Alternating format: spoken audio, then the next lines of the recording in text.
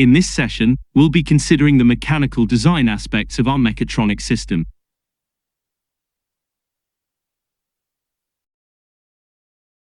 Before we start to build our robot or any mechatronic system, we will need to consider the engineering specification. For the mechanical design of this, we will need to consider aspects such as size, weight, and loading capacity. We cannot expect to complete the mechanical design at this stage until we know all the components that are required, for example the electronics.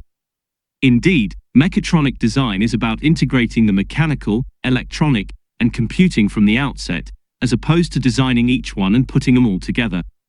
However, we can complete a basic mechanical model of what we are aiming for, and then refine this further as we decide on what other components are needed. For this module, our mechatronic system is a robot. What do we need to consider?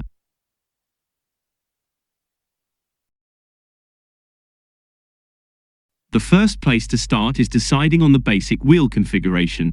For example, are we going for a differential design? In which case, where are we placing the drive and support wheels? The next obvious question is, what is the size we wish the robot to be? Short, wide robots are more stable, but may have difficulty maneuvering around the environment. Tall, thin robots are good for human collaborations, as we do not have to bend over to interact with them, and they are easier to maneuver in tight spaces. However, they are more unstable. What is the optimum height to width ratio for your application? The loading requirements of a robot will vary from application to application. For example, a surveillance robot only needs to carry its own weight, and so the mechanical strength of the robot may be relatively low, whereas a delivery robot will possibly need to carry packages many times its own weight. How long your robot goes between charges is an important consideration. A robot that only works for 5 minutes is not much use. The predominant factor for this is the number of batteries, but this does impact on the mechanical design, in terms of the weight of the batteries and size of robot needed to accommodate them. Speed and acceleration also need careful consideration. Who wants a robot that moves as fast as a snail? This ultimately comes down to motor size. We will not be covering motors in this module as they were discussed in the instrumentation and drives module. However, together with the batteries, they will form the heaviest and bulkiest part of the robot, and so the mechanical design will need to account for this. Sensor capabilities and intelligence comes within the electronics and computing aspects of our mechatronic system, and can generally be a secondary consideration on mechanical placement once the basic mechanical design is completed. Note though that there may be some specific mechanical design aspects needed for some sensors. For example, a compass needs to be placed a good distance from the interference caused by the motor's magnets. This is why a mechatronic design philosophy is required for such systems engineering. Each discipline cannot be considered in isolation, and it is usually an iterative process to design everything to work together harmoniously.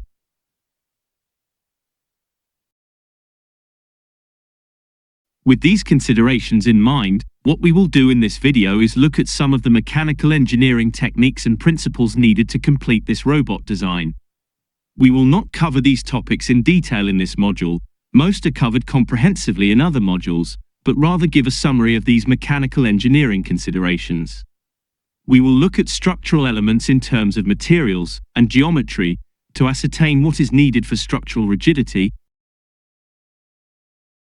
how we are going to connect these components together, how we are going to transmit power from the motors to the wheels, how we support the rotating elements, and consider how our system is going to act under the applied forces.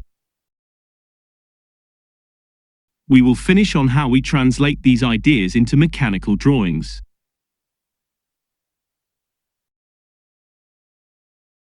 Any system will require a structure to support it. This could be something very simple and light, providing essentially just a cover for the components, for example in a DVD player, to something more mechanically robust to provide the necessary strength. In a washing machine, for example, although the majority of components are relatively light, a heavy dead weight, such as a lump of concrete, needs to be installed in the base to prevent the washing machine from jumping around during a spin cycle. So in this case, we need to intentionally make our system heavy and a lot stronger. These are functional requirements. From the point of view of how are we going to make this system, component cost is obviously a prime factor, but also manufacturability is a key component. The way it is designed impacts on what options are available to manufacture, and this can have a huge impact on the overall cost.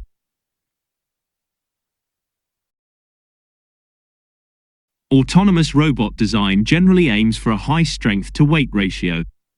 The motors, powered by batteries, dictates how long such robots can operate before requiring a recharge. Heavy robots will require more power and thus need recharging more often, or contain more batteries, which then adds additional weight to the rover. So we need to make our robot as light as possible. We still need it to have the required structural strength to perform as required. Therefore, we will mechanically design using approaches that offer the highest strength-to-weight ratio. Note that this does need to be balanced against cost. For example, mountain bikes made out of the latest composites offer exceptional strength-to-weight ratios but are much more expensive than equivalent metal versions. When we are designing our robot, also keep in mind what is the intention of building it. Whilst at university, or possibly when working in a research and development environment, the robot you are designing will be a one-off or prototype version. This means that you probably will not have all the answers, and so this robot will be used to test out ideas. It will probably also need modifying as you discover ways to improve it. Therefore, your design should incorporate flexibility in being able to adjust it. For example, is it easy to assemble and disassemble? Does it have the capability to easily remove or add parts to it, etc.? You will probably also be making this yourself. Certainly at this stage you will not have a manufacturing route decided upon, and so you will make this through a limited set of fabrication options that are easily available. Parts will also cost more, either because they are more specialized as they offer flexibility, or because you are buying in small quantities. Therefore, although you still have to budget appropriately to make this robot, cost is not a major issue at this stage. If you are designing a robot for a commercial market, which has probably already gone through a prototyping stage, then you will need to be fabricating many copies. This mass production makes alternative options for manufacture more viable, as these manufacturing options are predominantly driven by initial setup costs. Therefore, the price per unit goes down as more units are made. Bulk buying of components also reduces the costs of acquiring parts. These commercial products will require some maintenance, and therefore some disassembly should be designed into the product. But generally speaking, very limited adjustments will be needed, and so the design does not need to factor in this potentially higher cost design option. The final design stage for commercial robots, or any mechatronic system, should go through a comprehensive review of all aspects, from parts, to manufacture, to assembly, to try and drive down costs, whilst maintaining the required functionality of the robot.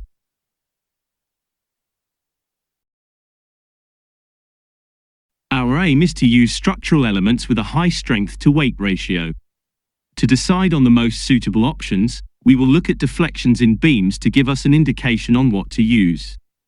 Note that we are not going into a full mechanical analysis of the subject, such as stress, buckling, and fatigue, which will not be an issue for our robot considering the physical operating conditions for it.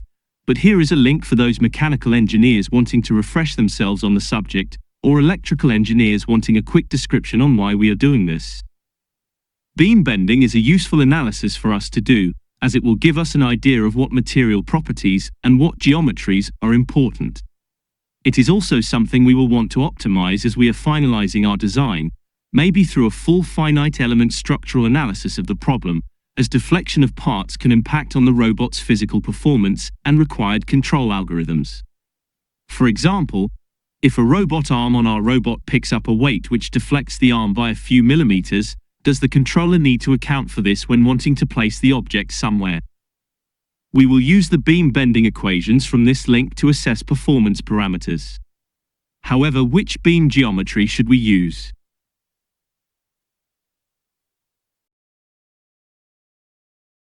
A robotic arm is like a cantilever with an end load, so if we are considering this for analysis, then we will need to use the corresponding equation. Our chassis will have its structural elements supported at both sides. Depending on how this is constrained will depend on the equation. For now, we can assume any load is uniformly distributed along the length, although if you look at the reference website given on the previous slide, there are plenty of other options. The difference between the two scenarios shown here is that for the simply support, the ends can rotate, i.e. the end cross-sectional areas can rotate away from vertical.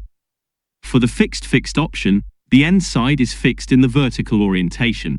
This makes the beam much stiffer, resulting in less deflection. For our robot chassis, we will assume we are attaching these beams together with a single bolt from the front side. This will mimic the simply supported case, so we will use that for our analysis. However, feel free to use any other option that think better suits your problem. Note that we are not after an exact solution. We can get a better estimate of deflection via a finite element analysis if we wished, but doing these basic analyses on our system firstly allows us to approximate what solution is appropriate, and secondly serves as validation that any finite element analysis we do looks to be correct. For our simply supported beam, the maximum deflection will occur at the center. For a uniformly distributed load W, a beam of length L will deflect at the center by 5 times W times L to the fourth over 384 times E times I. E is the Young's modulus of the material, and I is the second moment of area. As we are analyzing the beam bending in the vertical direction, we need to consider this second moment about the y-axis for the coordinate frame shown. For now, we are not worried about actual magnitude of deflection. This is something you can work out when you know the specifications for your robot. However, we will look to aim to minimize the deflection by considering terms in the equation. We have 4 parameters to play with. The first, W, is our loading. We cannot change this for our problem. Our robot will be required to support a certain load, whether this is its own weight or something it needs to carry. However, we can place the weight differently. Our equation assumes a uniform load. But if we distribute the loads so the majority of the reaction forces occur at the beam supports, this will change our equation and give us less deflection in our beam. Thus, for example, we may want to place batteries directly over the wheels rather than at the center of the beams. Our second parameter is the beam length L. Again, this parameter is fixed by our robot specification. The robot needs to be a certain size, but we can change the span length of this beam. We can keep the beam length the same but move the supports towards the center. This effectively shortens the length we will use in our calculation to the new distance between these supports. However, this does decrease the stability of our robot, as if you remember earlier in today's session, we need to keep the center of mass with the ground contact area to maintain static stability. Moving in these supports reduces this area. We want to maximize the terms in the denominator to decrease deflection. The Young's modulus is a measure of the elasticity of the material. The higher the value, the more force is needed to cause deformation. So at first sight we should go for the highest Young's modulus value, which for the values listed here looks like steel. Note that this is only a selection of materials, and values listed are approximate. These are the common materials we would typically first look at. There are lots more materials available that we could potentially consider. For example, carbon fiber has a Young's modulus of up to 500 gigapascals. We do need to factor in other considerations though. Certainly metals offer high strength options but come at a significant cost and weight penalty. Plastics are a cheaper and lighter alternative, and new composites are continually being created. For example, PLA filaments are now available with carbon fiber reinforcement to add extra strength, albeit at a higher material cost. Wood is a surprising choice to be included in the list. You would rarely find mechatronic systems made out of wood. However, its performance is reasonable and at a substantially lower cost than the other options, makes it an ideal choice for prototyping design ideas. Also bear in mind that you need to work with these materials. Plastics are easy to work with. allowing for both laser cutting and 3D printing of this material. For wood, you can use laser cutting. For metals, you would be looking at more complex processing options such as CNC milling or water jet cutting, for example. There are other aspects to also consider. You can tap and weld metals, which is not an option for the other materials listed, thereby giving you more options to fix your parts together. Plastics are easy to bend into shape. Thin metals are also easily bendable, but it is very difficult to bend wood into shape. Metals can withstand high temperatures if this is a potential issue, whereas plastics have a relatively low melt temperature. As you can see, it is not a straightforward decision to make, and there are lots of considerations before choosing the best option for your structural chassis of the robot. We can also maximize the second moment of area to decrease the deflection. Let us consider what the second moment of area is. Physically, the second moment of area is a measure of how difficult it is to bend about a particular axis. Mathematically, it is how area is distributed with respect to an axis. As it is the second moment we are considering, points that are further away from this axis contribute more to the overall value. This is the squared term in the integral. We can calculate or look up the second moment of area of any shape. But for this module, we shall only consider simple and easy to calculate rectangular shapes. Let us try to calculate the value for this rectangle with width or breadth of b and height of h. We are using a YZ coordinate frame. As in our previous slides on beam deflection, x was defined as being along the length of the beam. So this rectangle represents the cross-section of these beams.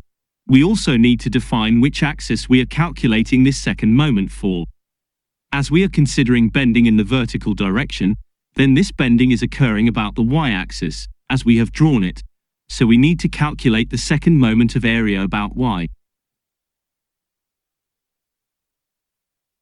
The integral is relatively straightforward to calculate. If we consider distances with respect to the origin, this being centrally placed on our area, then our y integral is between minus b over 2 and plus b over 2. Similarly, our z integral is between minus h over 2 and plus h over 2. If we work through the problem, our answer is b times h cubed over 12. We said that points contribute more to the final total if they are further away from the axis. So to increase our second moment of area, we want to increase, as much as is viably possible, area away from the axis of interest. In the example here, we have two rectangles, and we will consider how much they will bend in the vertical direction. As the calculation is linear in breadth but cubic with respect to height, then we want to maximize the height dimension if possible. So by rotating our beam into the orientation shown on the right, we will get less deflection. This is shown in the mathematics but is also demonstrated through our own experiences. For example, which orientation of a ruler or plank of wood is easiest to bend? We have considered a simple rectangle in our example, but we can assess much more complex shapes with the application of two basic theorems. The first theorem is the parallel axis theorem. In our example, we purposely placed the origin at the center of the shape to make our integral easier to do. If we moved the origin to, say, a point below the shape, we can still do the integration, but our limits would change, and this would give us a different answer. Instead of redoing this integral every time we want to move the origin, we can instead simply use the parallel axis theorem. For this, we calculate the second moment of area assuming the axis is centered on the area. However, we then now add a correction term to account for the offset. This correction is simple. You must add a value that is equivalent to the area being considered, multiplied by the distance the center of this area is from your axis position. We will do an example to see how this works in practice. The second theorem to consider is the principle of superposition. This says that if you have a complex shape, then you can break this down into simpler shapes, and then calculate the second moment of area of this complex shape by adding up the second moment of areas of the individual parts. Essentially, this is like redoing the integration, but if we know the equations for specific shapes, we do not have to redo the integral calculations again. An example will demonstrate how this works. Note that if the smaller shapes are offset from the axis being considered, as is the case for an I-beam which we will consider shortly, then we must also apply the parallel axis theorem.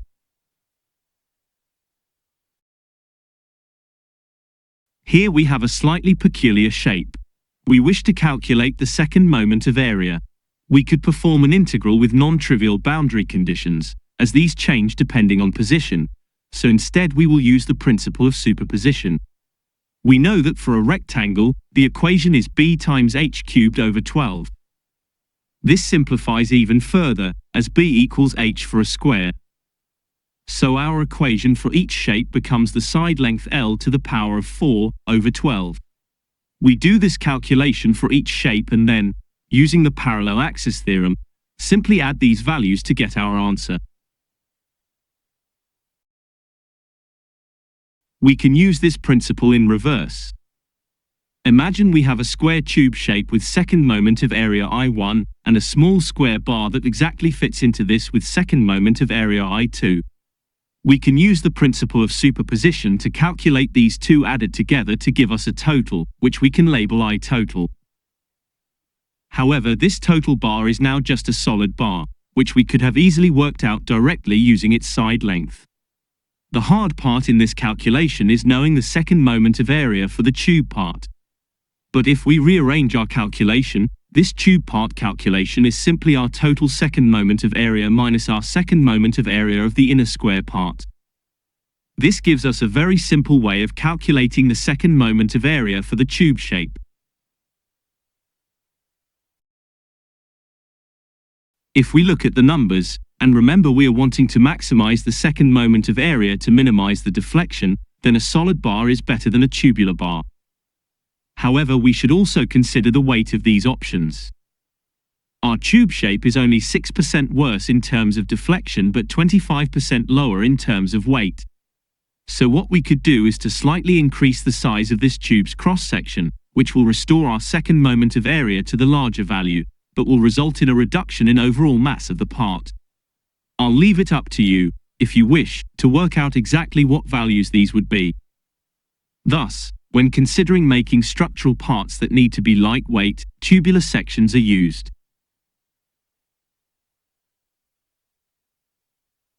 Take the aerial atom as an example. A lot of the supporting structural components are made from circular tube sections. The parallel axis theorem is a lot easier to visualize if we see how it works in practice. This is very useful when the area of interest is not symmetrically placed about the axis of interest. For the example shown here, the second moment of area of this shape about our y-axis, which is located under the shape, is simply our expected equation for this shape, b times h cubed over 12, but has an additional term. This additional term is the area of the rectangle multiplied by the distance the center of this area is from the y-axis, squared.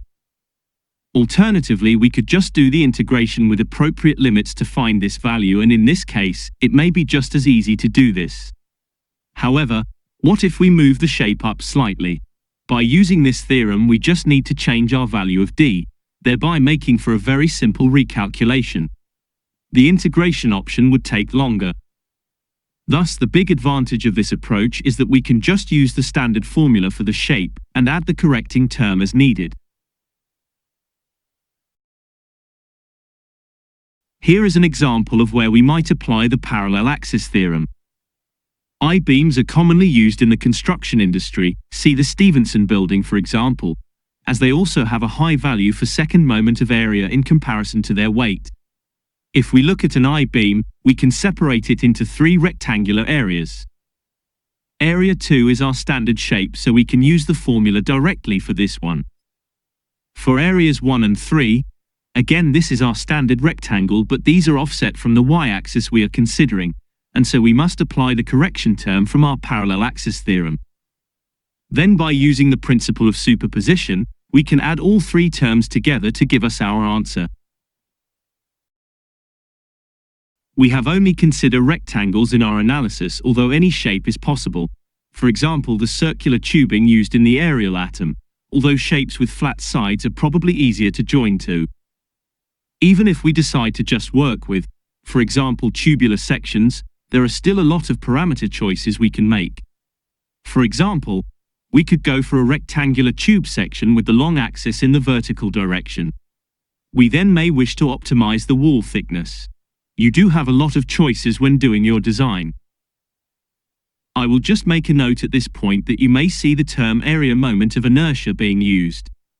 This is the same as second moment of area. There is no definitive answer as to what you should use, and it is up to you to decide on best geometry and materials for the system you are designing. From my experience, I usually use the following, which may be a good place to start when you are doing your projects. For smaller sized projects, acrylic sheets are a very useful way of building structural components. It is relatively cheap and easy to work with. Planar shapes can be easily and accurately fabricated with the laser cutter in MakerSpace within minutes and bent into shape if needed. For more complex shapes, you will probably use PLA on the 3D printers, although this will not be as accurate and can take several hours to complete. For projects requiring a stronger solution, extruded aluminium is a good option. This will be more expensive than tubular bars, but it is well optimized for strength-to-weight ratio due to its shape. The big advantage of using this is that it is designed to be put together very quickly and easily. You just need to decide what length you want, or cut it to the correct length, and then nuts, bolts and corner brackets, specifically designed for this material, can be used to put your construction together. There is no need to specifically drill holes or arrange mounting points for your structure, so assembly is very quick. This also makes it very easy to adjust if needed. We will need to connect our structural components in some way. There are several options available allowing us to do this, which we will discuss next, but there are a few things to bear in mind when deciding. The main criteria is what are the materials we wish to join together, as this may limit our choices. We should also consider how difficult is this process and at what cost. This is not so much of an issue when prototyping, but will be a major aspect of your fabrication process when you want to manufacture in bulk. You will probably have to include design features to accommodate this process. The final thing to consider is, do we need our parts to be adjustable? For example, we may need to slightly alter the position of components, or even disassemble and then reassemble. This will certainly be true for prototyping, and possibly also true to an extent for mass-produced systems, which may need to have regular maintenance.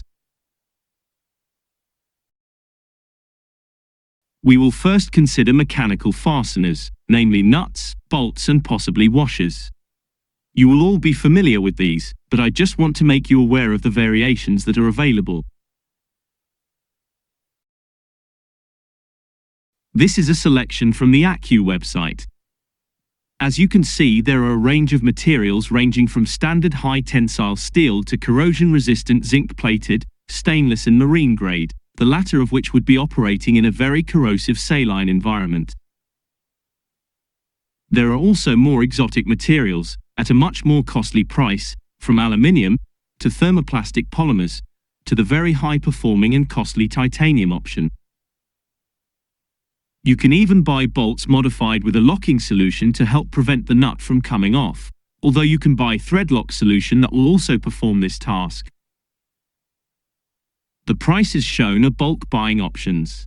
For the first item at 4p, this is the cost if you buy 10,000 of them.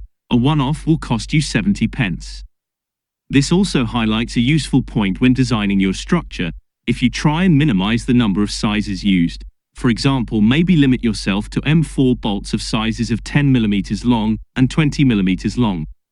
By doing this, not only are you using the same tool to fasten with, which saves time and effort, you will also be buying in larger quantities, which reduces costs. In terms of bolt geometry, as you can see, we have a lot of options.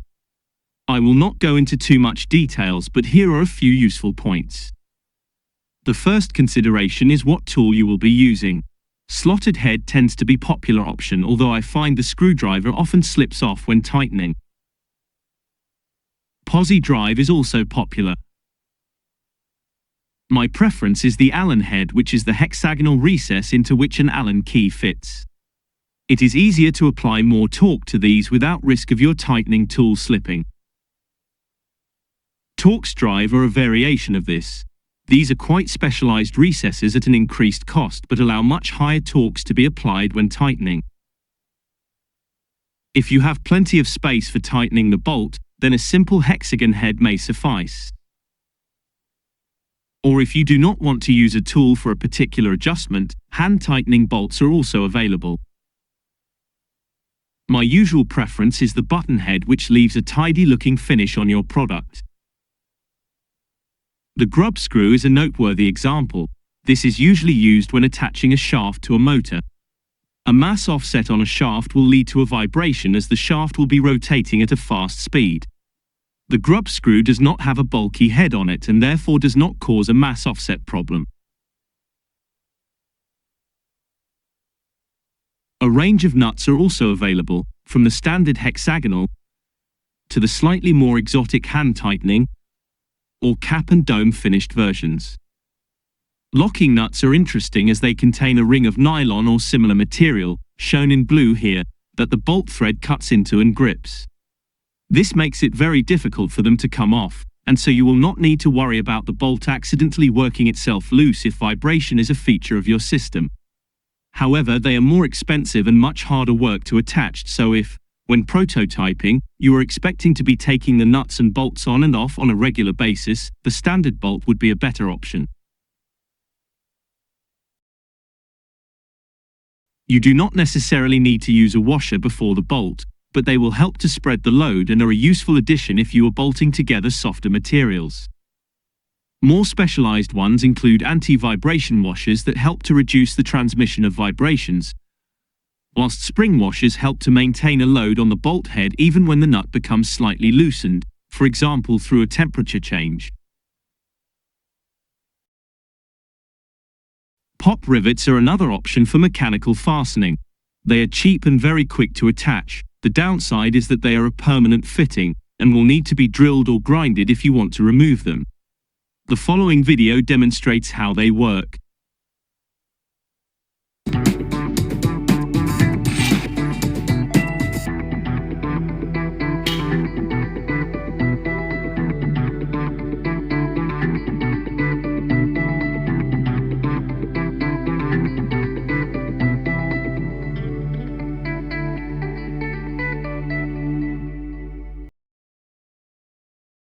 I just want to briefly mention welding as a joining option. This is where high temperatures are used to melt and fuse together metal. The heating process varies depending on the procedure used. For example, gas welding uses an oxyacetylene torch. MIG and TIG use a very high current to heat the region, whilst laser welding uses a high-energy pulsed laser beam. You would typically use welding when there are high loads present, and unlike the mechanical fixings, you can seal along the entire joint. There are also applications for smaller devices such as medical implants. You do need to be very experienced to be able to do this process well, although options such as laser welding do offer automated solutions. If you are interested in more details on this topic, then the link given here gives a brief summary of the options available. Adhesives are a very simple option to attach parts together. They usually come as two viscous liquids which when mixed together, will harden within a few minutes to give a very robust joint. They are quick to apply, and work on most materials and so is a good option when connecting parts made from different materials. These epoxies can be for general use or can be bought for specialized applications. For example, some are developed for specific use with metals or plastics. The epoxy itself can also possess specific properties. For example, you can get high thermal conductivity epoxy that will help to transfer heat across a joint, and electrically conductive epoxy if the connection needs to maintain an electrical contact.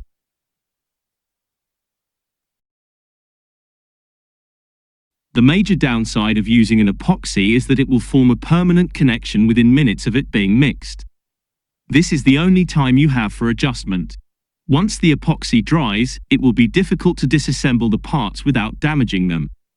So this option should only be used when you know the fixing will be permanent. Also, there may be health risks associated with their use.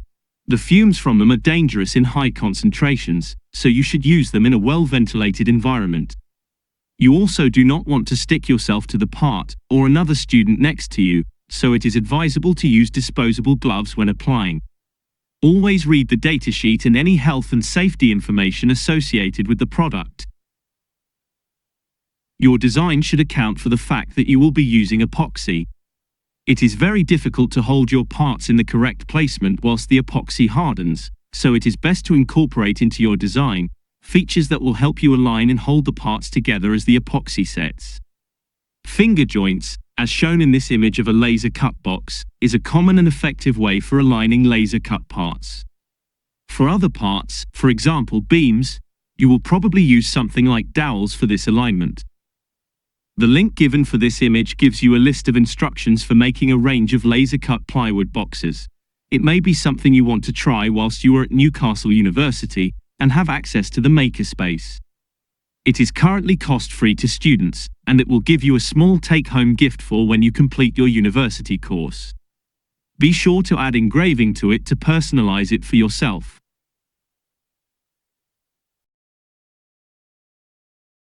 In the module Instrumentation and Drives, we looked at a selection of motors and how to drive them. And earlier today, we looked at what wheel types we may want to use in our robot design.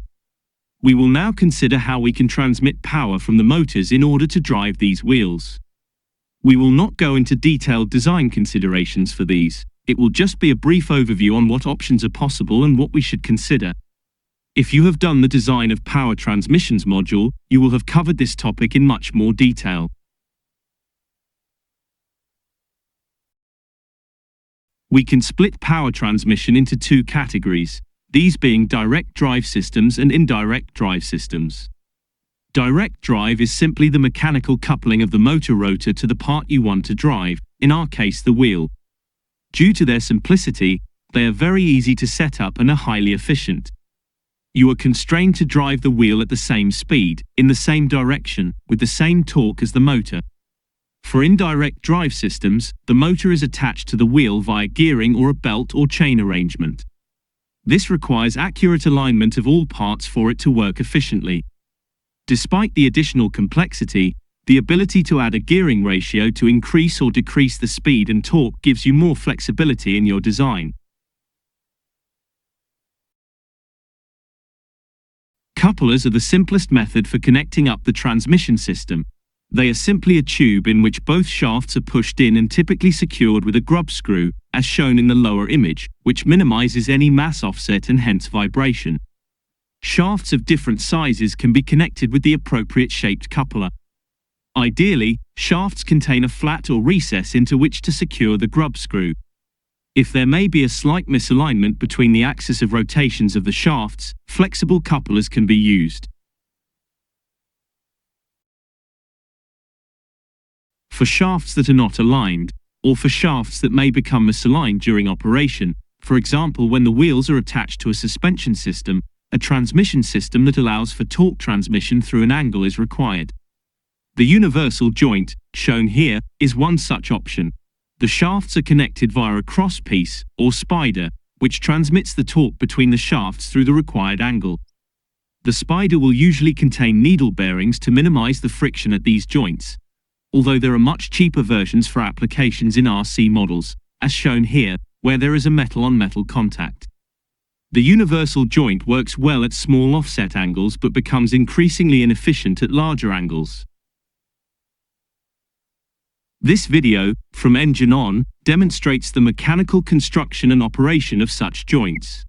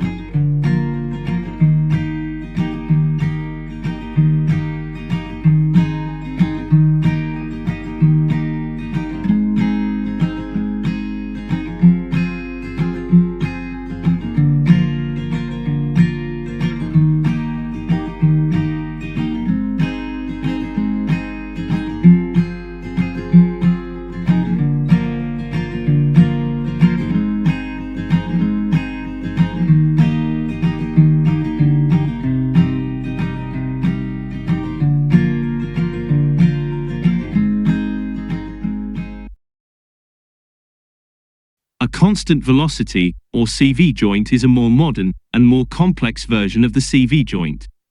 It is more efficient than a universal joint and can operate efficiently at high transmission angles, although comes at a higher price. When the axes of rotation of two shafts are offset, namely these axes do not cross a common point, two universal or CV joints are used to transmit the required torque to the required axis, as shown in the previous video. Belt and chain drives are an easy and convenient way to transmit power. For example, consider how many bikes there are in the world. A belt drive is low maintenance, they have quiet operation and are suited to the higher speed applications. However, they should be used in cleaner environments where ingress of dirt is prevented. On the other hand, chains are very easy to install and can be easily changed in length with the removal of a link. Although they require lubrication to reduce wear, they are regularly used in dirty environments. For example, consider where a mountain bike gets used. A smooth belt does have the possibility to slip, so if non-slip or timing is important, the discrete nature of a chain or timing belt should be utilized, as shown in this figure. The supporting pulleys for a belt, or sprockets for chains, can be used to provide gearing, thereby allowing for a change in speed and torque through this transmission system. The ratio of teeth between the sprockets or pulleys gives you the gearing ratio. Chains are typically made of steel, whilst belts are usually made from rubber. More exotic options are available. For example, the image shows quite a complex composite timing belt for high torque applications. It is important to properly align the belt, or chain, as misalignment will cause excessive wear and noise. There are three types of misalignment, as can be seen here, either through a translational offset of the pulley, or through a misaligned rotation axis of the pulley. Once correctly aligned, the belt, or chain, must be appropriately tensioned. This prevents it from detaching from the pulley, or sprocket, but is also required for high operational efficiency. This tightening can be done with either a translational movement of one of the pulleys, or sprockets, or by the use of additional elements to apply a displacing force on the belt or chain. The simplest example is if you consider a bike. If it has only one gear, the belt is tightened by slightly moving the position of the rear wheel, either forwards or backwards. In geared bikes, where you have a cassette of gears, a derailleur is used to apply the appropriate force to keep the chain tensioned correctly. Gears are an ideal option when you want to achieve speed and torque changes in a compact setup, this being particularly relevant for high-ratio gearing. However, their setup is more difficult than a belt or chain. Given a particular motor output, gearing enables you to change the direction, speed, and torque to practically any value, limited only by the strength of the materials being used. The main types of gearing are spur, bevel, rack and pinion, worm, and internal gears. Tool steel is the commonest material used for their manufacture when high torques are required. The ability to change its composition and heat treat it, together with a reasonable cost, makes it a popular choice. Brass and bronze are an alternative. Although these materials have a lower tensile strength than steel, the material is easy to machine. They have high corrosion resistance and provide lower friction. Depending on the thermoplastic used, these gears can be a much cheaper alternative to metal gearing. Although their strength is comparatively lower, advantages are ease of manufacture and corrosion resistance. Spur gears are the commonest types of gear, and you will find numerous examples of them, from watches to gearboxes. In these, the axes of rotation are parallel, and gear ratio is determined by the ratio of the teeth. High gear ratios are achieved by using multiple sets of gears. Helical gears are similar to spur gears except that the teeth are at an angle. This allows for a more uniform loading as the teeth mesh together, therefore are suitable for high torque applications. However, as the teeth are angled, they create a force in the axial direction. A herringbone gear is a double helical shape. As the teeth slope in both directions in this case, this eliminates the axial force.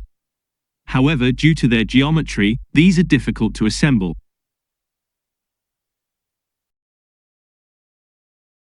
Bevel gears are similar to spur gears, but their teeth are inclined towards the axis of rotation.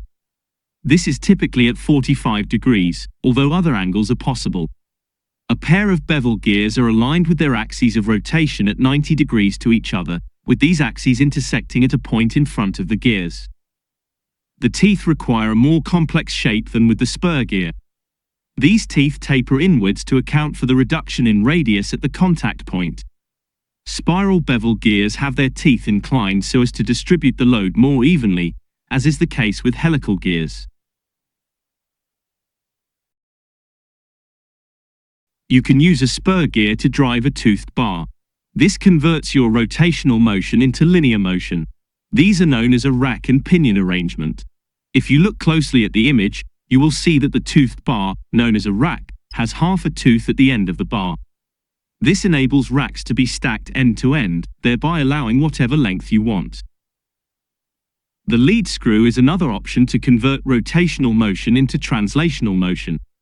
In this, the lead screw, which is just a threaded bar, is rotated, and the lead nut, if constrained from rotating, will transverse along the length of the bar. You will see examples of these in products such as CNC machines and 3D printers. A worm gear is typically used when a very high gear ratio is required in a compact space. A thread on the drive shaft is connected to a spur gear as shown. As the shaft rotates, the pitch in the thread drives the spur gear. The rotation axes of this pair are perpendicular and do not intersect. As can be seen in the figure, as the thread is dragged perpendicular along the direction of the teeth, this creates a lot of friction, and so you will probably find worm gears consist of a harder material for the worm screw and softer for the worm wheel. A big advantage of worm gears is their self-locking mechanism. If the worm screw has a small pitch angle, namely there is little distance between the threads, then it is impossible to rotate the worm wheel in order to get the worm screw to rotate. Therefore, no holding torque or braking is required from the motor when you want to maintain a static position. This animation demonstrates the operational principle of a worm gear.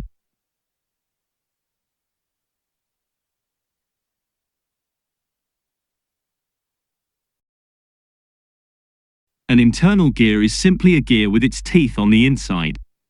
A spur gear is then meshed with this. Depending on the sizes of the gears, relatively high ratio gears are possible. In this case, the axes of rotation are parallel but offset. If the spur gear and internal gear are arranged so they share the same axis of rotation, additional spur gears are required to fill the gap in between and couple the teeth together. This is known as a planetary arrangement. The planetary gearbox is a common gear arrangement due to its flexibility. The image shows a typical arrangement for one of these. A sun gear sits at the center and is connected to a set of planetary gears. These gears are held in position by a carrier. The planetary gears are also connected to the internal gear known as the ring gear. In a typical arrangement, the sun gear is driven by the motor, causing the planetary gears to orbit around this sun. This planetary motion is transmitted as the output via the carrier.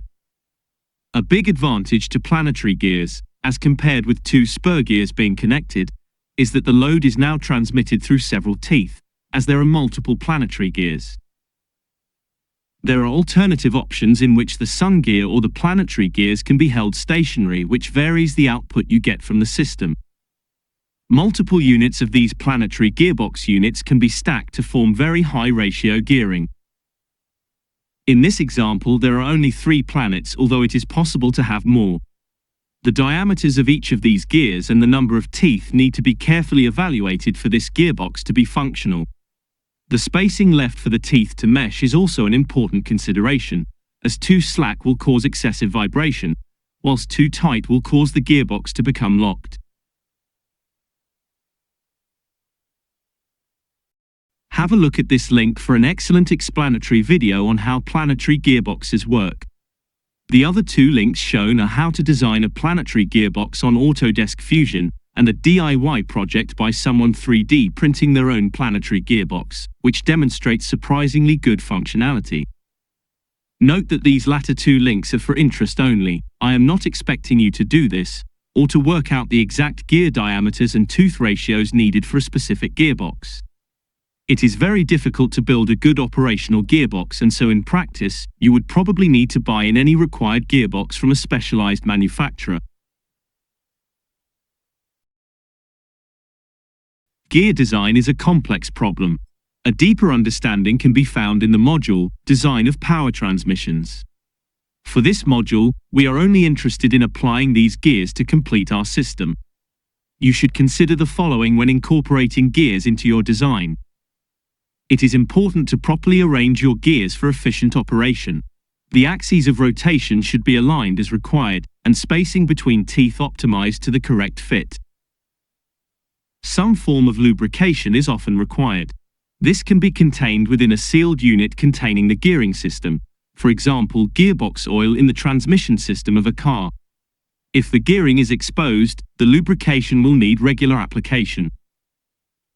It is important to choose appropriate bearings when mounting your transmission system to your structure to avoid unnecessary loading onto the motor.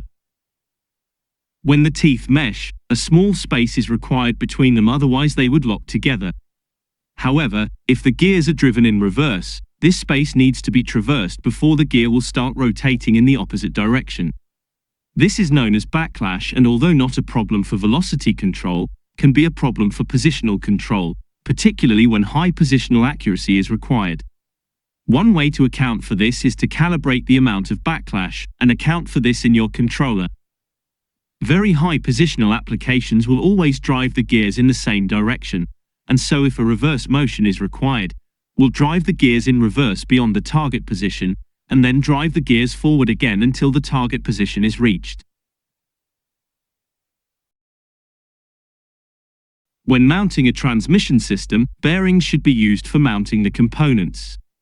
This not only facilitates the rotational movement of the parts, but the design should also have the bearings supporting any loads.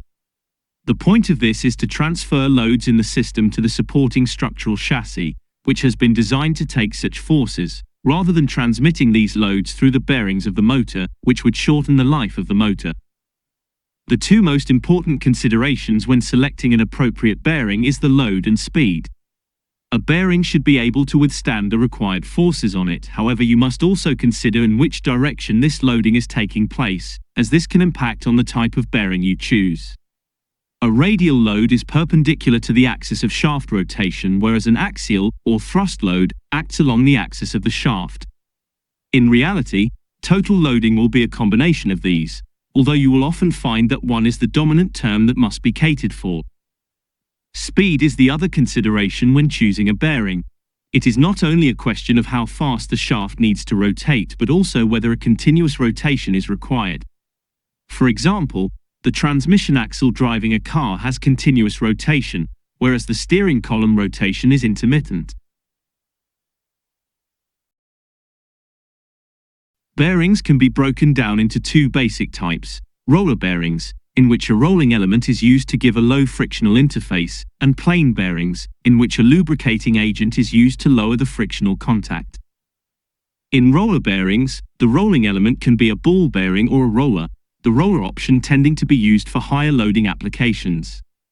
Bearings are typically designed to be used when the loading is in the radial direction, whereas thrust bearings are required when the loading is in the axial direction. You can see from the geometry of the bearing for which loading direction it has been designed for. If we consider the ball bearing, the load is taken between the outer bearing ring, ball, and inner bearing ring, with the cage being used to hold the balls in place. The loading is therefore radial. For the thrust bearing, the load is transmitted across the housing race, ball, and shaft race, again with the cage there just to hold the balls in place. Thus, in this case, the loading is axial. The roller options work in a similar principle, but the load is now spread over a line rather than point contact, thereby facilitating the application of heavier loads. Plain bearings are low friction surfaces over which the shaft rotates. These can be either lubricated, for example with grease, or be self-lubricating as shown in the examples here. For self-lubricated bearings, which are typically made out of either sintered metals or polymers, the material is impregnated with a lubricating agent. The lubrication slowly leaches out over time, thereby lubricating the interface during operation. Note that roller bearings also tend to have some form of lubrication to extend their working life. Plain bearings offer a cheaper and more compact solution than their rolling counterparts but are not suited for high-speed applications. Here is a selection of bearings that you may wish to consider for your applications. Deep groove ball bearings are the most common type of roller bearing.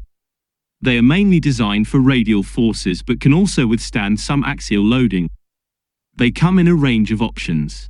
Sealed bearings have a covering between the inner and outer rings which prevents the ingress of dirt. Double-row angular contact ball bearings are specifically designed to take both radial and axial loads. Cylindrical roller bearings are designed for heavier loads. Needle roller bearings are a miniaturized option of the cylindrical roller bearing. These are used when there is limited available space. Thrust ball bearings are similar to the deep groove ball bearings except designed for loads in the axial direction. Tapered roller bearings are specifically designed to accommodate a combination of both radial and axial loads. There are a wide variety of plain bearings available, ranging in materials and mounting options. In the ones shown here, you can see the access point for inserting the lubrication, but remember there are also lots of self-lubricating plain bearings available. When choosing your bearing, be sure it will take the speeds and loads required. At this point, you will know roughly what your mechatronic design will be composed of. For example, if we are designing a differential drive robot, you will know that you need 2 motors and 2 drive wheels, 1 stability wheel, a battery for power, and a chassis to hold everything in place. You may not know the specifics of the parts at this point, for example the exact motor size, but you'll have a rough idea on what size we are aiming for. We still have a few pieces missing, for example a central control unit and some sensors, but we have identified the major mechanical parts. At this point, it is a good idea to sketch out a few ideas on how this is all going to fit together. This will allow you to clarify your thoughts and finalize on an appropriate design. Once you have decided on which is the best of your draft ideas, you need to finalize on a few specifics as this will form your basis of your mechatronic system. For example, exactly what wheels and motors will I be using? What are the most appropriate structural elements to support the loads? Once this is decided, you can now move on to drafting your first design in CAD. In this design, there are a few final points that you should consider. Mass is applicable to all mechatronic systems, but for our robot, not only do we want to keep the mass small, but also positioned appropriately. If you remember back to earlier in today's session, we said we need to keep the center of mass within the area defined by the contact points on the ground. This ensures we have static stability. However, also consider the figures shown here. The center of mass is located laterally in a good position, but if the robot suddenly stops under deceleration of magnitude A, the momentum of the robot produces a moment, labeled M1, about the point of contact of the front wheel, causing the robot to try and rotate forward. A restoring moment, M2, due to gravity, will act in the opposite direction trying to prevent this rotation. If M1 is greater than M2, the robot will rotate forward, with its back support wheel losing contact with the ground. This overall moment for forward rotation is greater when the center of mass is positioned higher and closer to the front. Note that as the robot rotates forward, the values of X and Y change to even less favorable values. These moments will continue whilst braking is occurring. Once braking has finished, only moment M2 will remain. However, if the robot has rotated forward to an extent that the center of mass is now in front of the wheel, moment M2 will now be acting to continue this forward rotation, and hence topple the robot. To try and prevent this effect, keep the center of mass as low as possible, and towards the center of the contact area. Note that putting the center of mass further backwards helps this situation when moving forward, but compounds it when reversing, so best to cover all scenarios by keeping the center of mass located at the center of the ground contact plane. The size of the motors and batteries ultimately limits what options you have for positioning the center of mass. You can also reduce the acceleration and deceleration of the robot, although this reduces performance and does not account for sudden changes in speed due to a collision. Ensure bearings are suitably used. They will support your rotating parts and transfer any loads to the support structure. The images shown show 3 ways of a shaft being supported by bearings. The motor will also contain bearings, but you do not want to unnecessarily load these motor bearings as it will reduce the life of your motor. The bearings inside the motor may also not be specified to take your loading. The motor is just there to provide you with your rotational drive, and this should be the only load it needs to account for. Additional bearings outside of the motor housing should account for any additional loads experienced by the shaft. In the top image, the external bearing will support a vertical load on the shaft. However, if this load is located towards the end of the shaft will experience a significant moment about the bearing. Due to the narrowness of this bearing, it will not be able to support this moment, and it will be up to the bearings in the motor to counteract this moment. In the middle image, a second external bearing has been added. In this case, the bearings external to the motor are capable of supporting perpendicular loads as well as moments. This is the arrangement you should be aiming to achieve. In the final image, although 2 bearings are used, the second is poorly fitted.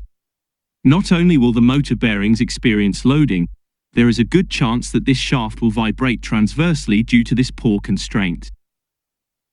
In the examples here, the loading is radial. Remember that if the loading is axial, you will need to use thrust bearings. You may notice that in some smaller robots, the wheels are attached directly to the motor and the motor bearings are therefore fully supporting the weight of the robot. This is acceptable in cases where the loading is light and the design needs to be simple. You will see this in the small robots we will use in the practical sessions. With any system that has an oscillatory component associated with it, such as the rotating shaft of a motor, then this will introduce a vibration into your system. Structurally, this can loosen components, whilst from an operational viewpoint, the noise generated can be irritating. All objects have natural frequencies associated with them. The actual values of these frequencies depend on the geometry and material used. If your generated vibration frequency equals this resonance frequency, the amplitude of the vibration will build, potentially leading to catastrophic failure in some cases. You will discover more about the dynamic effects in the module, Vehicle Dynamics, but from a mechatronics designer point of view, here are some suggestions to include into your design to reduce these effects. Firstly, be sure to secure all components in place. Locking nuts and spring washers are good options for ensuring parts do not come loose. Be sure all rotating parts are balanced and well aligned. An offset mass on a rotating part will cause significant centripetal forces to be generated, causing a radial vibration in the shaft. You will never be able to eliminate all vibrations. When this is causing a resonance effect, you can change the resonance frequency of the object simply by a change in its geometry, for example making it stiffer by shortening its length or increasing its thickness. In all cases, you want to remove the energy causing these vibrations, and therefore adding damping elements into appropriate locations of your design will help to achieve this. Damping elements, such as rubber or anti-vibration tape, will deform under these vibrational loads, causing them to heat up and then thermally dissipate this energy, as opposed to acoustically dissipating it. Although this does not eliminate vibrations at the cause, it does help to stop them spreading throughout your system, and results in much quieter operation. It is easy to think your design will be correct, and once you have everything built, it will work as anticipated. This is rarely the case, and your first prototype build will probably highlight several issues. At this point, rather than getting disheartened, I usually think to myself, well, if it was easy, everyone would be doing it. The important point is that you should now be able to examine, test, and alter your design relatively easily, so you can make rapid progress to your next prototype. For example, if items were bolted together, although this may take longer than other ways to assemble, you are now in a position to take things apart, alter, and reassemble rather than having to go and refabricate everything. Having slots for bolts rather than holes allows you to easily reposition parts if needed. For an autonomous robot, batteries are essential, but they will need periodically recharging. It is better to have a spare set of batteries that are kept fully charged. That way, when the robot runs out of power, you can simply replace the batteries and immediately continue work rather than having to wait for the batteries to charge. However, in your prototype design, did you make it easy to remove and replace batteries? Or will this take you a long time to do? Having the foresight to anticipate where issues may arise, and initially design to have flexibility in these areas is a good way of making rapid progress. So try to think ahead when designing your system. I appreciate that experience is a big part of this, and the more of this type of work that you do, the more insight you will gain into where problem areas typically are. Once you have finalized your prototype and are ready to manufacture your final version, you may wish to change the design around slightly to a cheaper, less accessible option if your mechatronic system needs to be competitively priced. However, always remember to provide for easy maintenance. Once your mechanical aspects have been finalized, you will need technical drawings of the parts requiring manufacture. This is easiest done on a computer-aided design, or CAD package, and this is something you will be doing in today's tutorial. Regardless of who is making the part, or how it is getting made, you will need this technical drawing, as it supplies all the information you need to get the part produced. You may be making it yourself by hand, in which case it provides a useful summary of everything you need to know. If specialized parts require manufacturing, then you will either need to get a technician to make it, or send your design off to some company for fabrication. In these cases, the person making the part does not know what it is, or how it fits into your design. They cannot, for example, say that a threaded hole is needed at this point. They will not have any knowledge of the other parts in your system, or how things fit together. Indeed, it is not their job to know this. Their expertise is in fabrication. Your design should therefore clearly indicate exactly, and I mean exactly, what you need manufacturing. The final option of automated manufacture, for example using a 3D printer or a laser cutter, will require the CAD file as input. When using a CAD package, there will be 3 types of file that are important. The first is a file for each part you need. This gives all the dimensional information for that part. The second type of file is an assembly. This is where you can load all of your part files and see how your parts connect. This is important as this will be your first chance to know that you have designed each part appropriately with respect to one another. If you need to change a part, changing one part and saving it will update the assembly file accordingly. The last file is a technical drawing. These are usually of the individual parts but can also be of the assembly. The technical drawing is what will be used by yourself or someone else to fabricate your part, and it needs to contain all of the dimensional information needed. It should also contain other relevant material related to this part, such as who designed it and when, and what material should be used. Note, you will need a part file to do 3D printing and a technical drawing for laser cutting. A critical part of any technical drawing is an indication of the tolerances. This is how accurate each aspect of your part should be manufactured to. Remember, you cannot make anything perfectly correct.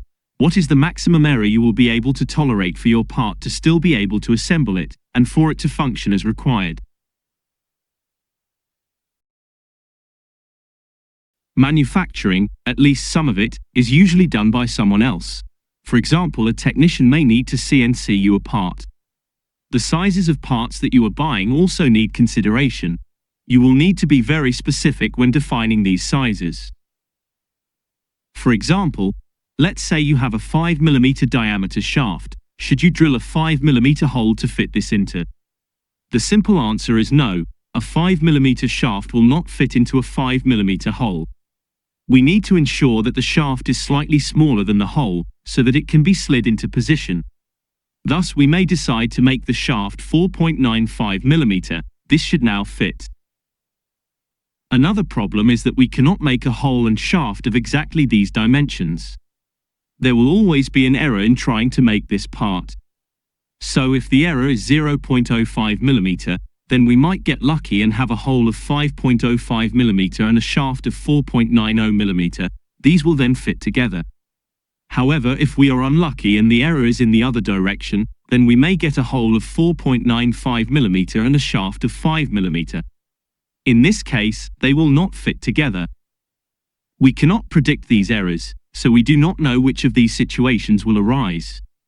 Therefore, we need to account for any possible error in manufacturing in our specifications.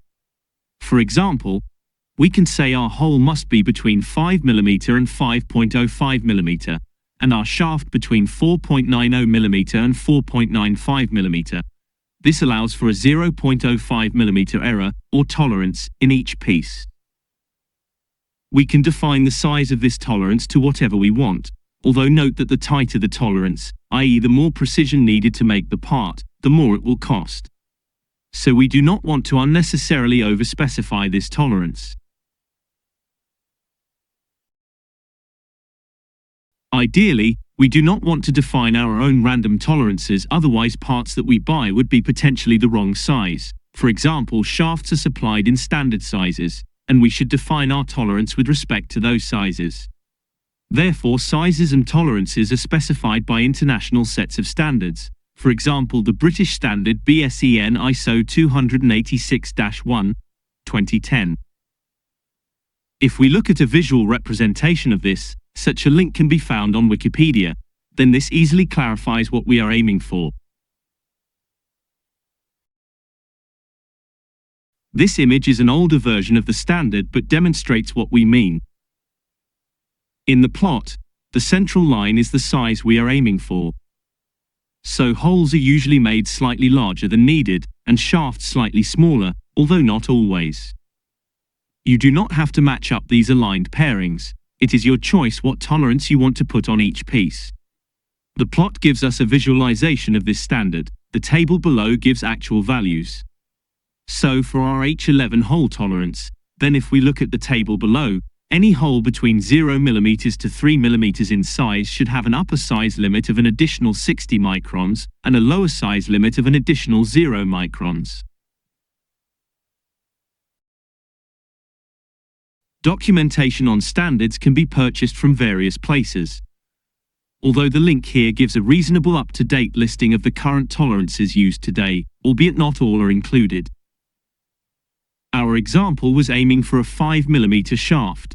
So if we wish to put a tolerance equivalent to E6 on this, then the table indicates this part must be machined a little under 5mm, with an upper limit of 20 microns undersized and a lower limit of 28 microns undersized. We therefore know our part will be in the range 4.980mm to 4.972mm. Note that the actual magnitude of the tolerance depends on the hole or shaft size required. One last point about these standards is the use of uppercase and lowercase lettering, the former being used for the oversized holes and the latter being used for the undersized shafts. You get to choose what tolerance you want, but there are a few general guidelines to help you choose appropriate values. If you look at this table, it gives you some suggestions as what would be appropriate to use. Remember that larger tolerances are cheaper to fabricate, so best to go for the larger tolerances if this is suitable for your requirements. For example, if you want a shaft to easily rotate, then you may wish to go for the free-running uppercase H9 and lowercase d9 tolerances. If the application requires a reasonably close fit on this connection, then the slightly more expensive uppercase H8 and lowercase f7 will be the more suitable. This latter case would give us a possible maximum clearance of 38 microns and minimum clearance of 10 microns. You will need to specify the dimensions of your parts and also the tolerances, when it comes to doing engineering drawings of your work. These can be either written out as values or as the standard lettering for that tolerance. Both examples are shown here. In most designs, tolerances are the same throughout most of the fabrication.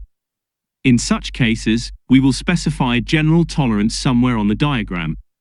We always have the option to then go on and label individual dimensional tolerances for particular aspects of the part if needed.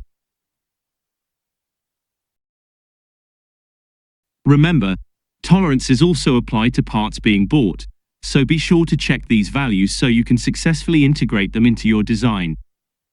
Most of the work you will be doing will utilize the rapid prototyping facilities in the makerspace, such as laser cutting and 3D printing.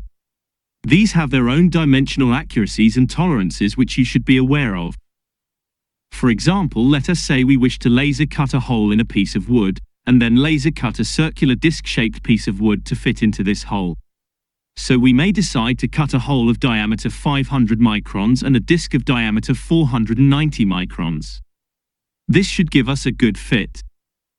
However, the laser beam is 100 microns wide and overcuts everything by plus and minus 50 microns. So our hole will have a diameter of 550 microns, and our disc a diameter of 440 microns, leading to a very loose fit. We should therefore design accordingly to account for this. In 3D printing, there are printing options on what tolerances you would like on your print. For example, if you are just printing a part in general, then you will go with the default options.